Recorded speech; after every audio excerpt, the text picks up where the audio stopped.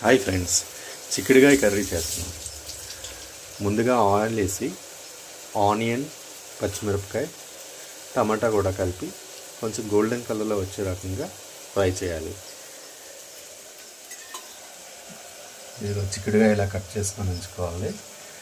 ఇది ఫ్రై అయిపోయిన తర్వాత చిక్కుడుకాయ దీంట్లో వేసుకుంటే దాంతోపాటు కొంచెం పసుపు, ఉప్పు, కారం, అల్లం వెల్లుల్లి పేస్ట్ వేసుకొని కలిపి మగ్గనిక దించేయాలి. ఇది టమాటో చట్నీ. టమాటాలు ఇలా ఇంత సైజులో కట్ చేసుకొని కొంచెం ఆయిల్ వేసుకొని ఇలా ఫ్రై చేసుకుంటూ దాని మీద కొంచెం కొత్తిమీర వేసుకున్నాం. సో ఇప్పుడు ఫైనల్ రిజల్ట్ ఏంటో చూపిస్తా చూడండి. రెండుని చిక్కుడుకాయ కట్ చేసిన ఇలా వేసుకొని కలుపుకోవాలన్నమాట. ఇలా కలుపుకున్న తర్వాత కంప్లీట్గా కొంచెం మగ్గిన తర్వాత 5-10 మినిట్స్ తర్వాత కొంచెం కారం సరిపడినంత, తర్వాత నట్స్ పౌడర్ యాజ్ యూజువల్గా వేసుకొని మరి కొంచెం మగ్గిన తర్వాత దించేసుకుంటే సరిపోతుంది.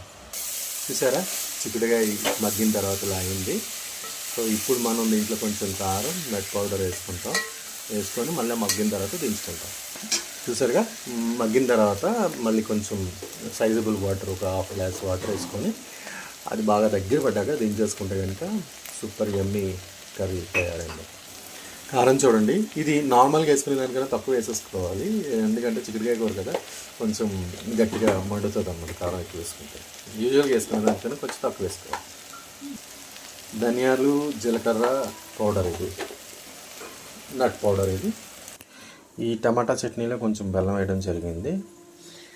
ఇది వేసుకొని చల్లబడ్డాక మిక్సీ తిప్పుకుంటే కనుక super and Emmy tomato chutney ready.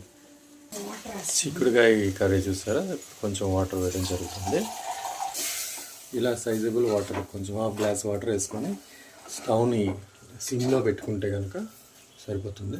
సిమ్లో పెట్టుకున్నాను. 5 మినిట్స్ తర్వాత దించేస్తే సరిపోతుంది. చూపిస్తాను చిక్కుడుకాయ కూర ఎలా వచ్చింది. ఫైనల్గా చిక్కుడుకాయ కర్రీ ఇలా అయింది. దీన్ని దించేసుకొని సర్వ్ చేసుకోవడమే.